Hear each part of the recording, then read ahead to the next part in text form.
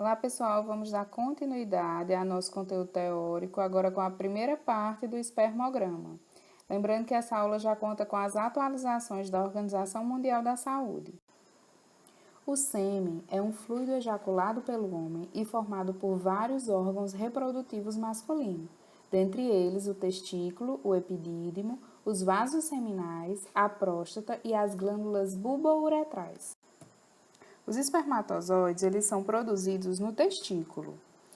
Ainda imaturos, eles são transportados até o epidídimo. E no epidídimo, eles são maturados e armazenados até o momento da ejaculação.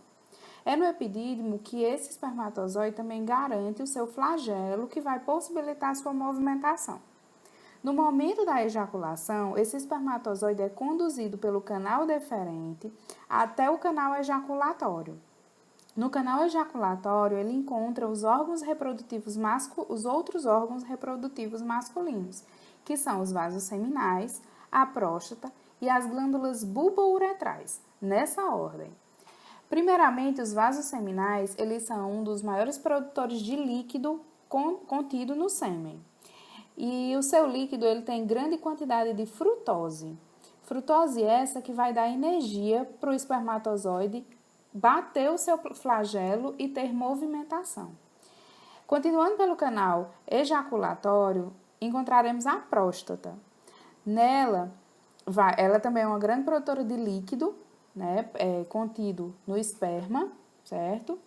É um líquido com pH ácido e rico em enzimas proteolíticas, que são enzimas fundamentais para o processo de liquefação do material depois da ejaculação. E por último, encontraremos as glândulas bulbouretrais. Essas glândulas vão produzir uma menor quantidade de líquido presente nesse sêmen, mas é um líquido extremamente alcalino, que vai encontrar o líquido prostático, que tem um pH ácido, e vai promover uma neutralização desse material biológico. O material deve ser coletado em uma sala privada próxima ao laboratório de análise, a fim de limitar a exposição do sêmen a flutuações de temperatura e controlar o tempo entre a coleta e a análise. A amostra ela deve ser coletada após um período mínimo de 2 dias e um máximo de 7 dias de abstinência sexual. Se amostras adicionais forem necessárias, o número de dias de abstinência sexual deve ser o mais constante possível em cada uma das coletas. O paciente deve receber instruções claras, orais ou escritas, sobre a coleta da amostra de sêmen. É necessário enfatizar que a amostra precisa estar completa e que o homem deve relatar qualquer perda de qualquer fração da amostra. A amostra deve ser obtida por meio de masturbação e ejaculada em um recipiente limpo, de boca larga, feito de vidro ou plástico. Enquanto se liquefaz, a amostra deve ser mantida a uma temperatura de aproximadamente 37 graus Celsius, que é uma temperatura aproximada da do corpo humano, tentando manter todas as características sem possíveis alterações. Para testes de fertilidade, a OMS determina que é necessário 2 ou 3 amostras testadas com intervalo de 2 semanas entre elas. Se o teste da segunda amostra condizer com os resultados da primeira amostra, determinando a infertilidade masculina, esse resultado pode ser liberado. No entanto, se tiver qualquer divergência, é necessário solicitar a terceira amostra para então determinar um diagnóstico correto. Preservativos comuns não devem ser usados na coleta, pois podem interferir na viabilidade dos espermatozoides. O espermograma é realizado em 2 etapas: o exame macroscópico e o exame microscópico do material. Imediatamente após a ejaculação no recipiente de coleta, o sêmen é tipicamente uma massa coagulada semissólida.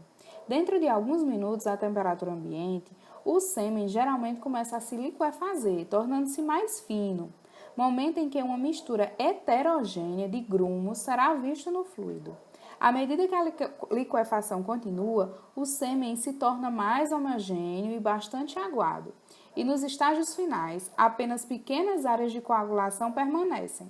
A amostra faz geralmente liquefação completa entre 15 e 30 minutos à temperatura ambiente, embora raramente possa levar até 60 minutos ou até mais. E isso é chamado de liquefação retardada. Ocasionalmente, as amostras podem não se liquefazer, dificultando a avaliação do sêmen. Nesse caso, pode ser necessário um tratamento adicional, misturando mecanicamente uma substância para promover a diluição. Algumas amostras podem ser induzidas a se liquefazer pela adição de um volume igual de meio fisiológico, por exemplo, uma solução salina.